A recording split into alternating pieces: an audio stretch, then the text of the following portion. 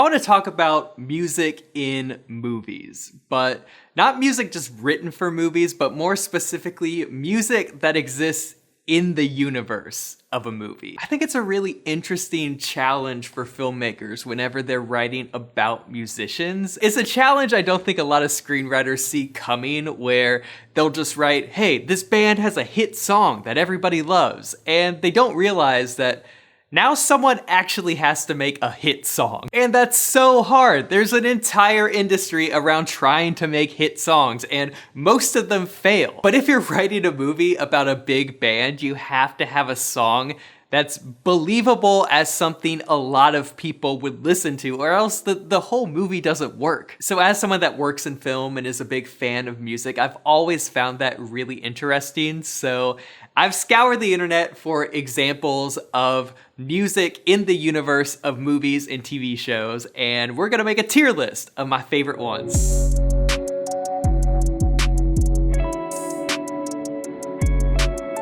Okay, so I have a bunch of songs. I'll be putting them on this tier list. I'm gonna rank them by how believable I think they are as real songs. Although some personal preference might come in play, we're just gonna keep it real loose. First up, we have Fever Dog by Stillwater. This is the band from Almost Famous. Here's a little of their song Fever Dog.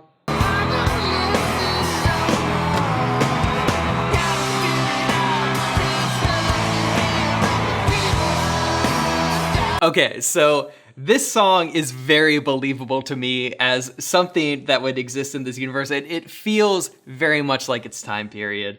Almost Famous is considered like one of the essential music movies, so it really had to come swinging with the music, and I think it accomplished it with this song. This is a solid A for me. Up next, we have Through the Trees by Low Shoulder. Now, Low Shoulder is the fictional band in Jennifer's Body. Jennifer's Body, of course, being a horror movie, it's had a huge resurgence in recent years, and I, for one, am glad for that. I think this is a great movie. Your shadow hanging over me, and your face I can see through.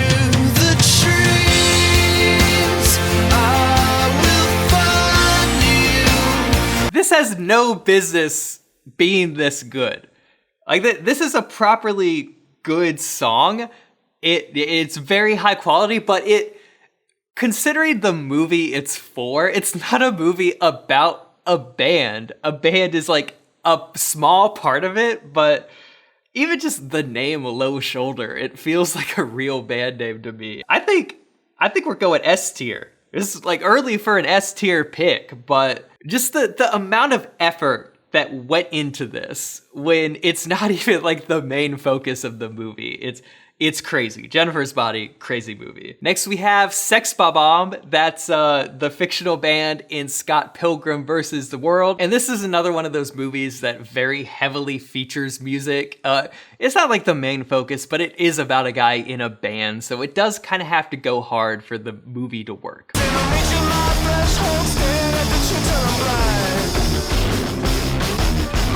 So yeah, I personally, just anecdotally, know a lot of people that listen to Sex Bob Omb just on its own as music, not even just because they're huge fans of the Scott Pilgrim movie. And I think that is a good sign that screenwriters and songwriters have done a good job with a movie song. So that's an easy A for me as well. Oh, that's another movie. Next we have I'm a Hex Girl from Scooby-Doo and the Witch's Ghost. I did not grow up on Scooby-Doo, so I had never seen this before. Here in my little bowl, say a few words and you lose control. I'm a Hex Girl, and I'm gonna put a spell on you. I'm gonna put a spell on you. I'm a Hex Girl, and I'm gonna... Off the bat, I think the lyrics of this are very basic. I do get musically why people would be into this. It is very much of that genre, and the attitude really comes through. I bet if you're watching this as a kid, this might be some of your first exposure to music like that, and it might blow your mind. I mean, personally, it's not doing a whole lot for me, but I get the appeal. I'll put this at B. Next, we have the whole reason I even thought of this video. This is Drive It Like You Stole It from the movie Sing Street. If you haven't seen Sing Street, I think it's just one of the most underrated movies of recent time. Great coming of age story. There's humor, drama, romance, great music, just like everything you want out of a movie. But yeah, it's a movie about a kid trying to start a band, and this is one of the main songs from that band.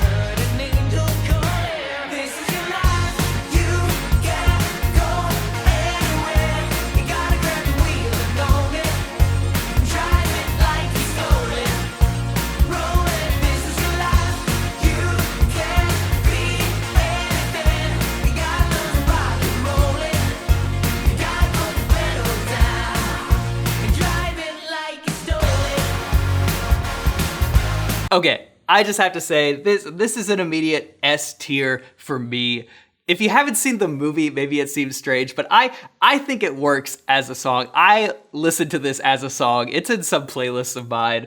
But yeah, thematically, it works in the film perfectly. And the sequences around the song are so great. But yeah, the lyrics, it's a very well-written song. They'll drive it like you stole. It's so motivational. It's like, take control of your life. Get in the driver's seat, put the hinges in their hand, put the pedal to the metal, just do it. I'm a motivational speaker. There are 12 rules to life, only eat red meat. Something about writing music for a movie is not only do you have to write a great song, produce a great song, but thematically it has to fit in the story the movie is telling. And this song fits in a very crucial moment for the film. Now, the director of that movie, he's one of these directors that all of his movies are about musicians, but the other songs I want to talk about from his filmography is from the movie Begin Again. This is his first and only movie that was kind of mainstream. It's the only one of his movies with a lot of really big names and star power. The director himself doesn't seem to be that big a fan of the movie. He at least was disappointed in the process. Personally, I think Begin Again is still worth a watch, even if it's not one of his best. There are a lot of sequences I love, but the main song for the movie is called Lost Stars. Now, there's this version that is sung by Adam Levine.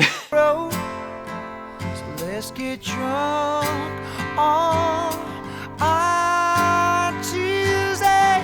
God, tell us the reason. Get this wasted on the young. It's hunting season and the lambs are on the road. This I'm not that big of a fan of, honestly. But the reason I want to talk about Lost Stars is in the movie, Adam Levine's character is dating the main character at one point, and they write this song together. And it's written to be a very intimate, personal song, and then he goes off and makes it a pop song. So there's this other version of the song in the movie, sung by Keira Knightley's character. My hand, let's see where we wake up tomorrow. Best laid plans sometimes are just a one-night stand. I'll be damn, Cupid's demanding back his arrow. So let's get drunk on tears and go. Tell us the reason youth is wasted on the young. It's hunting season and Miss Lamb is on the run, searching for meaning. But are we all lost stars, trying to light up the dark? So when you hear it that way, all of a sudden, the writing to me comes out a lot more. I think about this song a lot because I think it is a beautifully written song. And that's part of what the movie is about, is that this very personal song was taken and turned into a pop song. And like, that's wrong for the song. And it just goes to show how different aesthetics and approaches to music can completely change how it's perceived. Now, the interesting and kind of sad thing about this song is a version that Adam Levine sings is way more popular than any other version of this song. It has a ton of streams on Spotify if you go look at it. So it's like, did people even really get the movie? Do they really appreciate? I don't know. Maybe I'm biased because I don't like Adam Levine. For who he is, he works for this role perfectly, but I still don't want to listen to him sing. So I think just in terms of enjoyment, I'll put the Adam Levine version at D, and I'll put the Keira Knightley version at B. I still feel like it's a beautifully well-written song, but I wish someone else was singing it other than Keira Knightley. Like, still, I wish someone else would take this song and make it their own. So speaking of that, there's another movie with a very similar dynamic. Let's talk about Remember Me from the movie Coco. So if you haven't seen the movie, the song is introduced to us as a very big song sung by a very popular singer. Remember me. Though I have to say goodbye, remember me. Don't let it make you cry, for even if I'm far away, I hold you in my heart. I sing a secret song to you each night we are apart. Remember. So this is how the song's introduced to us. Now, spoiler alert for the next minute or two if you haven't seen it, but we come to find out that this singer stole this song, and it was actually written by another musician who wrote it as a very intimate lullaby because he was touring and he missed his daughter. Say goodbye, remember me. Don't let it make you cry. For even if I'm far away, I hold you in my heart. I sing a secret song to you each night we are apart. And this is great songwriting for film because you could see how the lyrics could be recontextualized between he's singing a secret song to his daughter he misses versus this really flirty singer is like flirting with some girl he met that he probably doesn't even care about. And then of course this is just one of the best scenes in cinema. Though I have to say goodbye, remember me. Don't let it make you cry. For even if I'm far away, I hold you in my... I will cry if I watch this whole scene, but yeah, you see how the lyrics could be recontextualized again, because now it's Remember Me, because he's singing to this old woman with dementia, and oh man, that is like the scene. That and Bing Bong are the two movie scenes that get me. But yeah, I think this is easily the smartest, the best use of music in a movie at all. Just ingenious songwriting. It understands the intent of the movie. It is weaved into the movie so intricately, so precisely. The pop version, it's good for what it does. I think I believe that it would be popular at that time, but honestly, maybe I just don't know enough about that type of music. I'll put it at B, but of course, the real version of the song, that's an S tier movie song. Next, we have Straight Blanchin' by Lil Big Dog. This song comes from Gravity Falls. Girl, we blanching.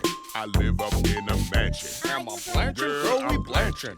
I live up in a mansion. What is blanchin'? Rappers can't just make up words. Rappers are visionaries, Wendy. If they told me to eat my own pants, I would do it. Eat your own pants. Eat your own pants. Okay, so obviously this is a funny song, and Gravity Falls is one of my favorite shows. I think because of the comedic tone, obviously no one's trying to say that this would be a popular song, but I think the creators of this are trying to comment on the nature of popular rap music, and personally, as someone that listens to a lot of rap and hip hop, I feel like they're trying to make fun of something they don't fully understand. This feels like it comes from the perspective of people that turned on the radio, accidentally turned it onto a hip hop station, and did not understand what they were listening to. And they made no effort to actually go in and try to understand the music. This kind of just feels like white people taking a dig at a culture they don't fully understand. Like, if you make the effort to understand hip-hop music, like, different slang words develop in different communities, and they might sound really out there if you're not a part of that community, but to some people, it makes sense. So, even though Gravity Falls is one of my favorite shows, and I do like this as a gag, this is going, I'll put it E tier. Next we have Eye to Eye by Powerline. This is the big song from a Goofy movie.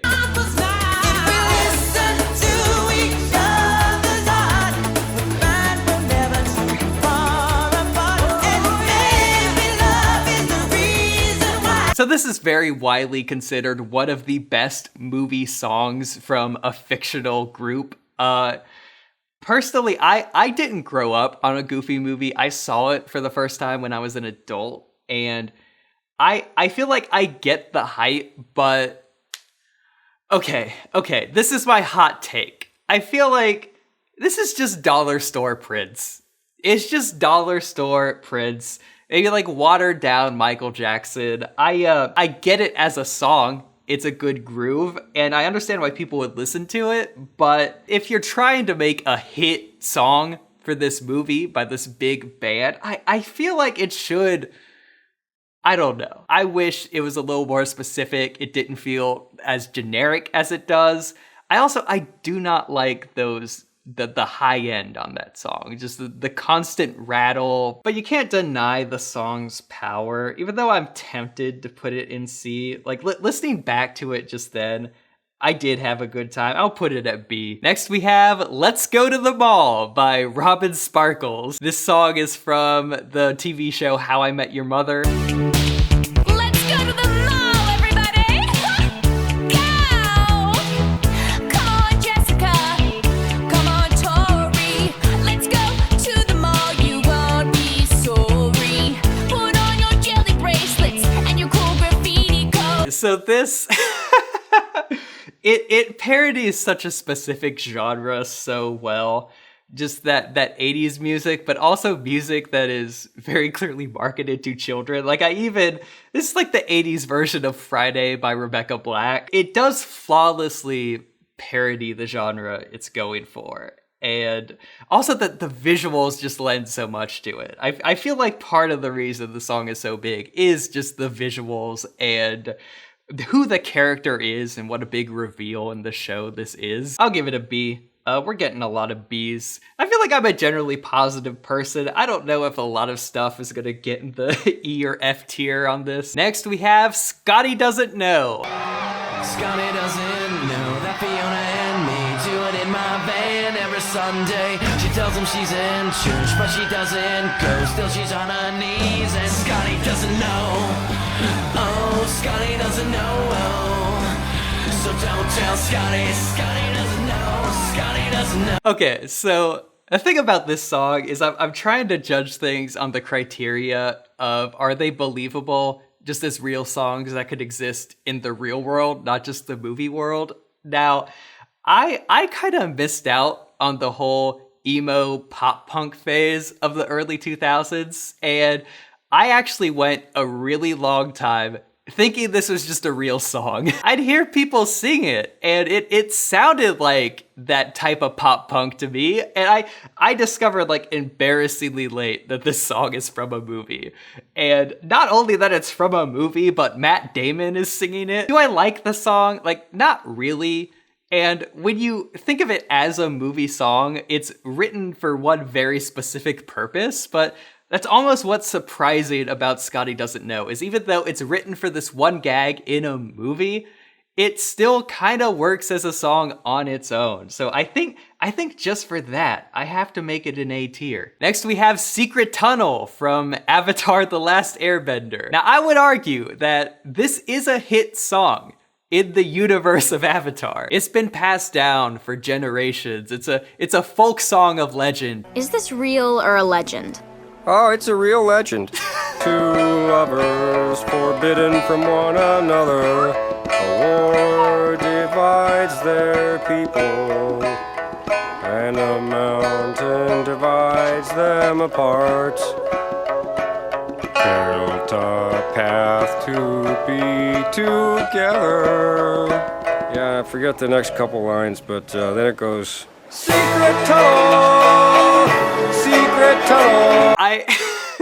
Personally, I think this works as folk music. I feel like the classic tradition of songs just orally being passed down from generations like this is the type of gripping story that people would continue to sing about. Like with the two distant lovers dynamic, that's emotional enough that you're interested, and then the existence of a legendary secret tunnel, and that I think it lends to the song even more that he doesn't remember all the lyrics. This is an S-tier TV song for me. Next we have Husavik, I think, or My Hometown from the movie Eurovision. Now this is a more recent song. We don't get that many comedies anymore, but we finally got a big music comedy a few years ago parodying the Eurovision competition. And this song actually kind of took off. Like, people really liked listening to it. It got an Oscar nomination.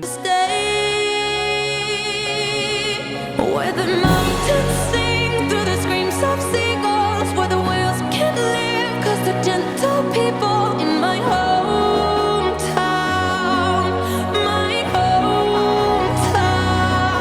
And yeah, this works as a really powerful ballad. The instrumentation is great. That was one thing about the Eurovision movie. Like, they really did have to go hard at the music for the movie to work at all. Like, just bare minimum, it has to be excellent music, because if you've seen any clips from the Eurovision competitions, like, it is very theatrical, very dramatic, extra music with a lot of talent behind it. But I think the main reason I'm putting it in B and not A is that there is another song in this movie. Who wants to hear a Eurovision song?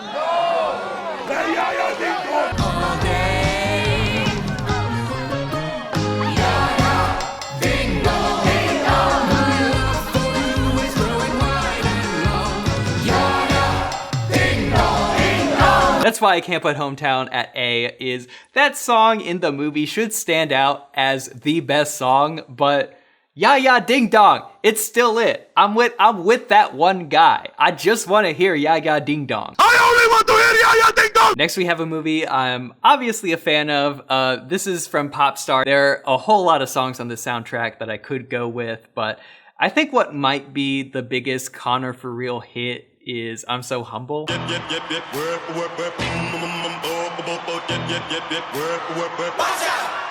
Connor. Bar none, I am the most humblest. Number one at the top of the humble list. My apple crumble is by far the most crumblest, but I act like it tastes bad. Humbleness. The thing about me that's so impressive is how infrequently I mention all of my successes. I've got it all, and I'm dead but I never fall, beat them all, cause you know I'm so humble. So obviously it's a comedy song and it's dramatic, but I think the interesting thing about this is they're blending like the styles they're parodying, but also just the Lonely Island style, because they've existed as a group for so long, they've developed their own sound. And somewhere where a lot of movie songs get hung up is they get caught like just making copies of music that already exists, because they're definitely trying to reference or even parody existing artists. And I think kind of like what you see with the Powerline, they just end up making the dollar store version of a band that already exists. And the thing about I'm So Humble is that vocal sample, it's something that catches your ear. It's unique. Like, other songs will do that, but there isn't a pop song that does it this way. So the song feels like it could be a big song, but it also just exists as its own creatively new thing, which I think is like why people gravitate toward it more than some other fictional songs. Also, the jokes in it are great, and they might seem a little extra, but personally, I have heard people brag about how little they mention their successes.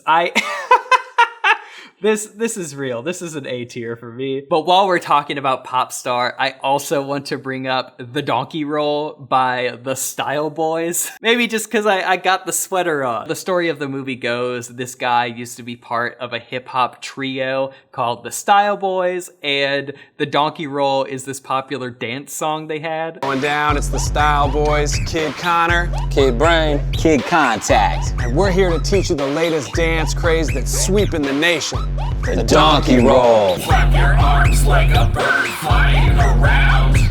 Then point your fingers at the cold, dead ground. Make like a dude on an Egyptian scroll. Don't be a milk and just Let me see that donkey roll. Yeah, I know the whole dance, and you know what? It works. It's fun. It's exactly what white rappers would have been doing. It's the perfect mix of corn and fun. Donkey Roll is an S tier song. Other songs in that movie are definitely comedic, would not exist in real life. This could be a craze. S tier song. Now, I don't think you could do a list about movie bands without talking about Infant Sorrow. Now, Infant Sorrow, of course, the lead singer is played by Russell Brand, who, yeah, is not like the best person, it turns out. Now, of course, given the characterization and the subject matter of a lot of Infant Sorrow songs, and contrasting that with what Russell Brand is like in real life, it's a little awkward to watch now, but it's still a crazy phenomenon because Russell Brand played this character in Forgetting Sarah Marshall, and the movie is not about him. He's just a side character, and you hear a little bit of his music, but people like that movie, and they specifically like that character so much that they made a whole spin-off movie about him, just about the big singer from Forgetting Sarah Marshall. He has his own movie called Get Him to the Greek. Now, the Infant Sorrow song that really stands out to me, just because I'm a huge Forgetting Sarah Marshall fan, I think it's just one of the best comedy movies. The big Infant Sorrow song is Inside of You, which knowing Russell Brand now, it is a little awkward to watch. Also knowing Jonah Hill now. Jonah Hill's in that scene. So I think the Infant Sorrow song I'm going to play is from the beginning of Forgetting Sarah Marshall, and it's my second favorite. This is We've Got to Do Something. We gotta do something.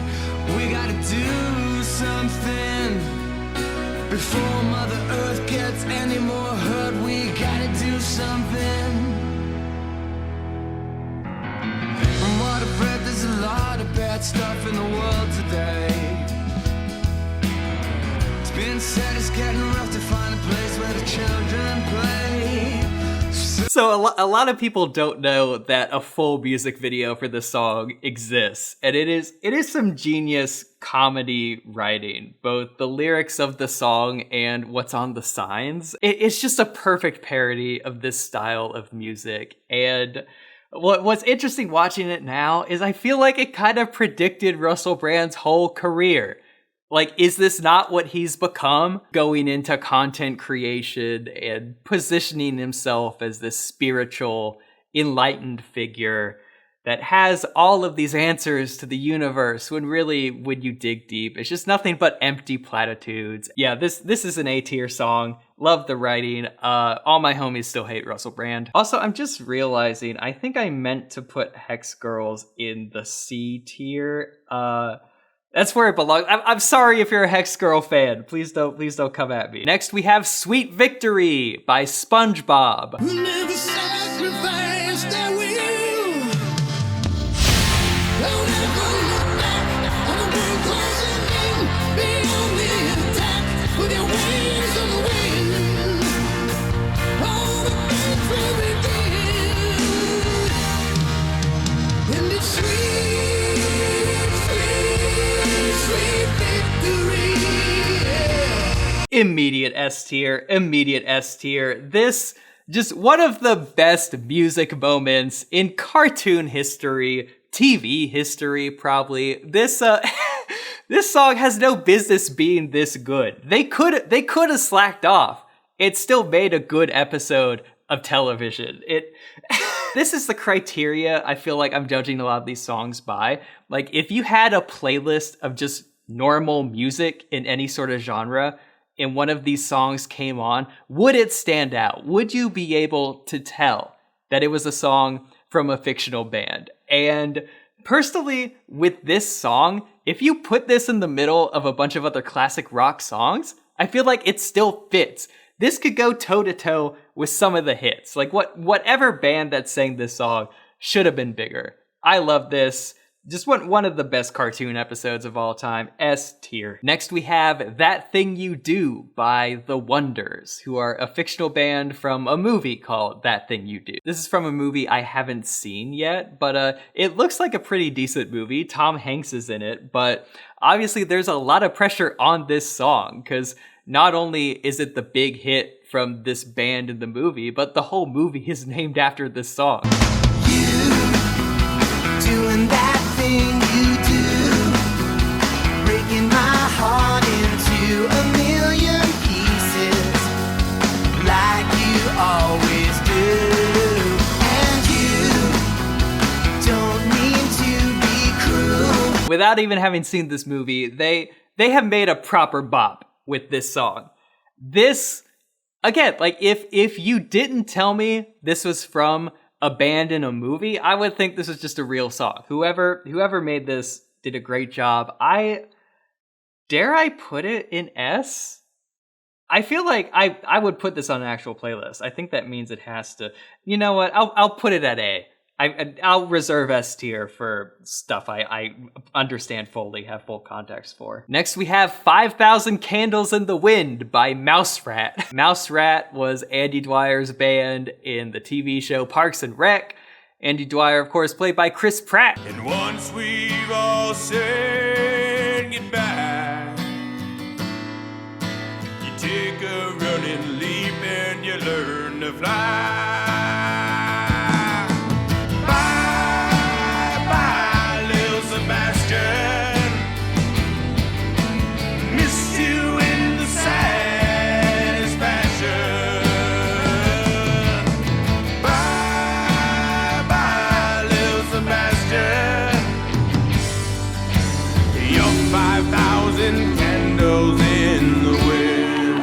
So obviously this comes at a really big moment in the show. The whole Chris Pratt Mouse Rat thing is so fun because there's Mouse Rat music on Spotify. Even though the show's been off the air for years, there is still an active Mouse Rat website.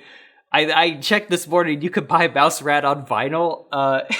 And Chris Pratt he's in his Creed register. He's in his like Nickelback register. That whole divorced dad rock type music, he does it so well. I'll give this one a B. It's not going on a playlist or anything, but it's a very well executed song and it's perfect for the show. Now you can't talk about fictional bands without talking about Spinal Tap. Spinal Tap was a mockumentary made about a fake rock band, and apparently it was so believable at the time that a lot of people didn't know that this wasn't a real band. There are stories of like Ozzy Osbourne watching the movie and not knowing that it was fictional. So even though when you watch the movie, it's so extra and funny, like that's kind of just how rock bands can be. So not only did this trick a lot of clueless audience members, but it tricked professional musicians too. There are a lot of Spinal Tap songs I could talk about, so I figured I'd just play my favorite one, which is Stonehenge. But their legacy remains, hewn into the living rock of Stone Age.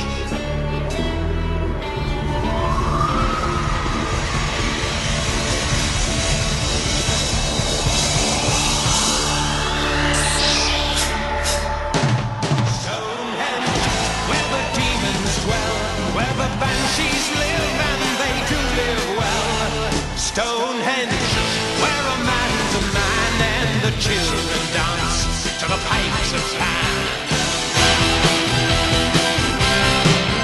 Okay, so obviously this nails the tone of the music that they're parodied, but yeah, like, so I've always loved this song, but just recently I've been researching for a horror project I'm writing, and I've come across this power metal band that sings about some of the mythical things I've explored in this film, and I've never dove into that type of music head first before, but they're so dramatic. They love singing about these mythical stories in such a dramatic fashion. It's theatrical. It feels like you're listening to theater. Like it's theater if it wasn't made by theater kids. And the Stonehenge song and their fascination with creating a story about why Stonehenge exists it's spot on. This is an S tier song. Now, of course, I didn't play the whole song. If you haven't seen the movie, my favorite gag in the entire movie comes at the end of this song. So check out Spinal Tap if you haven't. Next, we have Dayman by The Gang in It's Always Sunny in Philadelphia. And sure, I'm stretching the rules a little. This wasn't actually a hit song in the show, but I can't pass it up. Dayman, fighter of the night man, champion of the sun, you're a master of karate and friendship for everyone. Dayman, Dayman. Man, the Dayman musical, it works too well as a musical. It nails the tone perfectly to where it's obviously a musical that makes no sense and has no story to it as it should for these characters, but it still has catchy enough music that an audience won't get bored watching it. And yeah, of course, this is a favorite in the It's Always Sunny fandom. That's an S tier for me. Next, we got I Am a Man of Constant Sorrow by the Soggy Bottom Boys. This is the group in Oh Brother, Where Art Thou? I am a man of constant sorrow. I've seen trouble all my day. I bid farewell to old Kentucky, the place where I was born and raised, the place where he was born and raised. So I'll say right off the bat, this feels a little like cheating because this song wasn't actually written for the movie. This is a cover of a song that was first written in 1928, but I'm including it on this list because this has to be one of the best performed songs in film I've seen. And of course, like for what the movie is, this song really had to work. And I just think the performances are so on point, are so extra. Not only is this a great moment in a movie, but this movie as a whole, like, did so much to revitalize this sound, this type of music that's like core to the history of the United States. I'm personally a big fan of listening to older music from this era, and it's amazing how the film was able to capture it, but also add energy to it in a way that modern audiences could understand it. And obviously, everybody just put so much into this moment. You could easily imagine this being a hit song. I'm pretty sure a lot of people listened to it just as a song when it came out. This is going A. The only thing keeping it from S is the fact that it wasn't written for the movie. Next, we got Three Small Worlds by Josie and the Pussycats. Josie and the Pussycats is a movie that came up over and over again when I was looking into these songs. I have not seen the movie.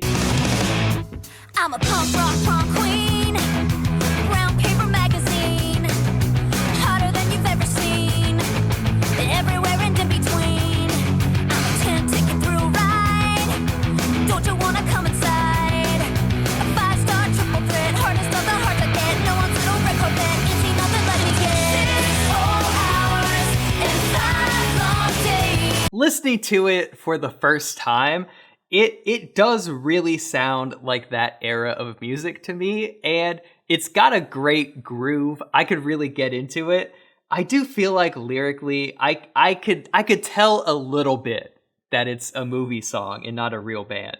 It's just it's a little too basic. Like at its best, it sounds like some of the worst emo revival we've seen in the past 3 years. Like these are like Machine Gun Kelly lyrics. I don't know, maybe that's insulting. I do think this is a good song, and it's definitely well produced. It works.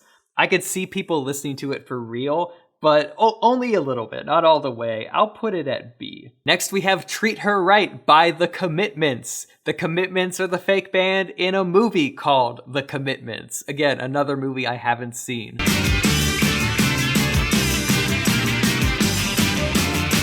I wanna tell you a story. Every man ought to know. If you want a little loving, you gotta start real slow. She's gonna love you tonight now. If you just treat her right. Ooh, yeah. Oh, squeeze her real jump. To me, this feels like a real song.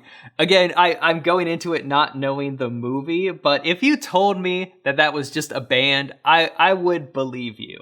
I think this accomplished what it needed to do. Obviously, this band is the center point of this movie. They have to have good songs that are believable hits for it to work, and I think it works. This is an A, good execution. Next we have Find It by the Carrie Nation. This is a fake band in the movie Beyond the Valley of Dolls.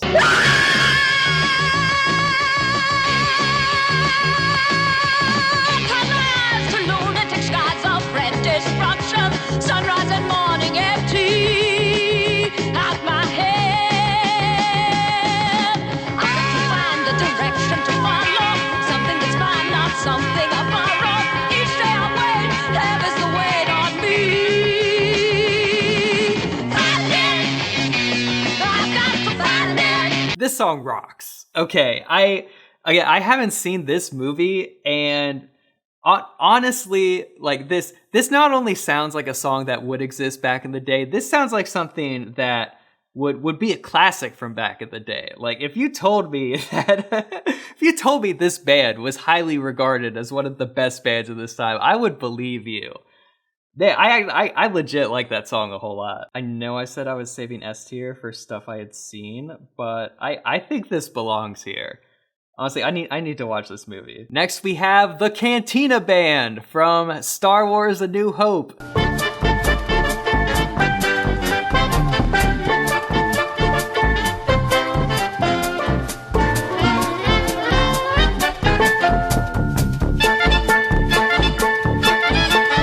Okay, so I don't know how big of a hit this is supposed to be in the Star Wars universe. I don't know if this is just a random band in a bar jamming, or maybe this is like a cover band situation. But this song is an undeniable bop. Like it's stuck around for a reason. I can't think of another sci-fi movie, like especially from back in the day, where even like background music feels fresh and lived in, like these characters made it. Honestly, if anything, this goes too hard for a random band in a random cantina, but I still think this is an S tier song. It's too much of a classic. Like if I was gonna knock it for anything, I've always been curious about the instruments they're playing, because these sound like instruments that are on our home planet. These sound like horns, but when you look at these, it's like they're kind of horns, but they're also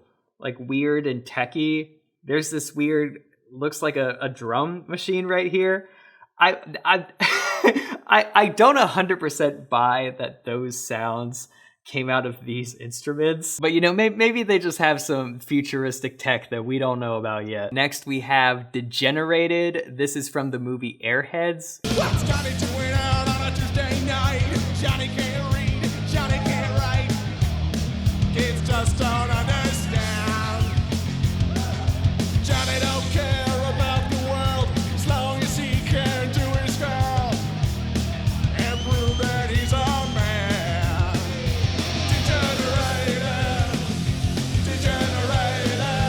This is another movie I haven't seen. Watching it, I could see the appeal. I see why so many people think this is a great movie song. I think the main thing for me is I don't 100% buy Brendan Fraser in that role, at least as far as like what I see in that clip. Maybe the whole movie makes more sense.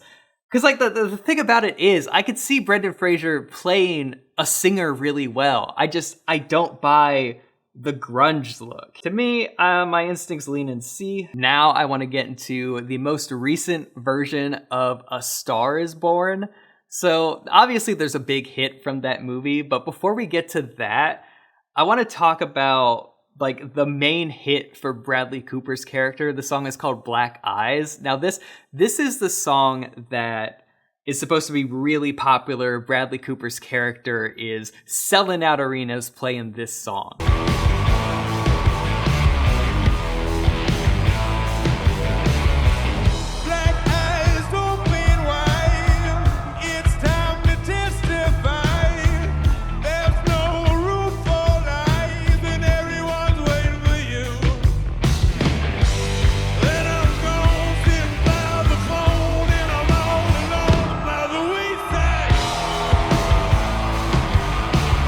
So the thing about this song is this was a moment that kind of took me out of that movie. I think it's a pretty good song. I have a hard time believing that it's a giant hit and that many people are like that into this song. All right, I don't know. Like a lot of people mentioned that when A Star Is Born came out, it was supposed to be present day, but like this type of music wasn't that big, or at least like as big as the character was supposed to be, because this character is supposed to be one of the most famous musicians in the world of that movie. But I think it's okay, and I could almost buy it, but not quite. I don't really care for the song, for the writing, just on its own. This would not make a playlist. If you put it on a playlist, it would sound like a band that's almost there, but not quite. Personally, this is a C for me. But then we have, the big song from A Star Is Born, Shallow.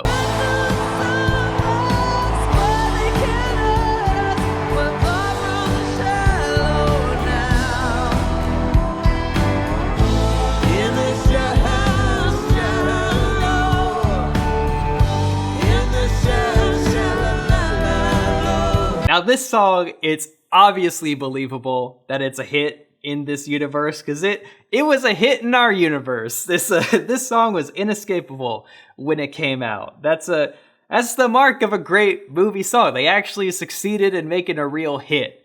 It does kind of feel like a cheat code that you got Lady Gaga on the song. I think just on the fact that this was so wildly successful in becoming a big song in its own right, it deserves A. I'm not putting it at S, even though it maybe should be, just cause shallow, shallow, that part is a little annoying to me. Now, before we finish with Star Is Born, there is another song I want to talk about. There's a part in this movie where Lady Gaga's character, of course, becomes way more famous, and she starts to have a pop career, and she performs a pop song live on SNL, hosted by Alec Baldwin. Why do you look so good in those jeans? Why'd you come around me with an ass like that? You're making all my thoughts obscene. This is not like me. Why did you do that, do that, do that, do that, do that to me? Why did you do that, do that, do that, do that, do that to me? Why did you do that? Okay, so they've gotten one of the most iconic pop stars of this century, and obviously some of the best pop producers, and just put some absolute garbage lyrics over this. Now, this is where things get really interesting in the movie music world, because this is supposed to be a moment where you're like, this character has sold out and is not performing or singing to her full potential. So this isn't meant to sound like an 100% 10 out of 10 song, but it is supposed to sound like a pop song. It's a pop song that's gotten so big that out of all her singles, she's performing this one on Saturday Night Live. And yeah, of course, I don't buy it. But still, that's an interesting push and pull for the creatives involved in this movie, because the song has to serve a certain purpose in the story. I do feel like you could make a pop song that's a sellout song that is a little less cringe-inducing than this. Why do you do that? That's such a terrible hook. Do I put it? I'm putting it in F. I'm putting it in F. It at least has to be believable as a pop song, even as a bad pop song. To explore this point a little further, I'm gonna play you Start a Fire by The Messengers. This is a fake band from the movie La La Land fronted by John Legend. This band is a semi-popular band in the universe of La La Land that Ryan Gosling's jazz-loving, piano-playing character joins for a little bit, and it's seen as him kind of selling out, that he's playing in this band. At least that's how the character feels. I don't know what your name is, but I like it. I've been thinking about some things I wanna try. I don't know what you came to do, but I wanna do it with you. And I just know I feel so good tonight. Oh, if we keep on dancing, take the rhythm to new heights. Feel the heat of passion, baby. Light up the night. We can start a fire. Come on, let it burn, baby. We can start a fire. This is an undeniable banger of a song.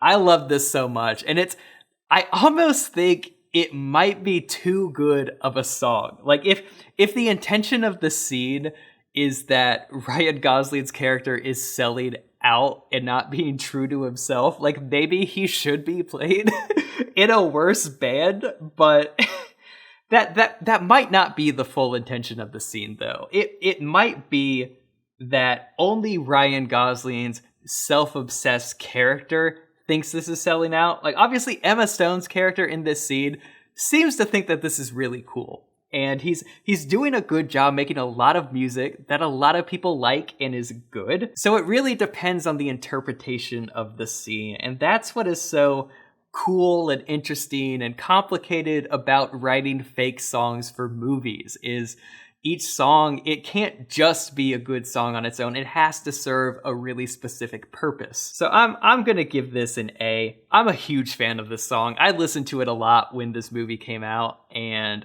honestly, I think this is better than some of John Legend's actual stuff. Next, we have Tennis Ball by Hello Peril. This is the fake band in the movie Always Be My Maybe. Hello, this is how we greet you. This is what we say every day when we meet you. We are Hello Peril, the band of four. We got tunes to entertain and teach you. We say to everybody here tonight, we're so glad you could step into our zone, and tomorrow say They're still really good. to all your friends and your foes, and tell them how we got your mind blown. For example, hello, my name is Marcus, with lyrics for your carcass. Famous in the Bay for keeping cooler than the Arctic. Want some food for thought? Hello Peril is the market. The smartest, even though we're known for smoking up a harvest. Welcome to the city that used to be free of suckers, till the techies came in Hummers and colonized the gutters. Obviously, this isn't like a huge hit in this movie, but this is a group that has a little niche core following in this city. And I know this is kind of played for laughs, but this also nails just a super specific niche of hip hop. Believe it or not, there is actually a lot of music that sounds just like this, and there are a lot of people that are into this kind of music. It's like the flows and the type of bars, you know, it's a little corny, but in a fun way. Is this believable as a group that would have, you know, a few fans, as many fans as you saw in that scene? I don't know. I think it's almost there. It's a B for me. But still, I love this moment so much. And honestly, this is a super underrated movie. This is one of the best rom-coms we've gotten in the past few years. Always Be My Maybe. It's on Netflix. Even if you aren't normally into rom-coms, you might still like this. Next, we have Walk Hard by Dewey Cox. This is a movie that it's honestly a crime that I haven't seen. From what I understand, it's like basically a parody movie of like Johnny Cash, that type of country artist, which I love that type of music. Walk hard, hard. Walk hard. Down life's rocky road. Walk bold, hard. That's my creed.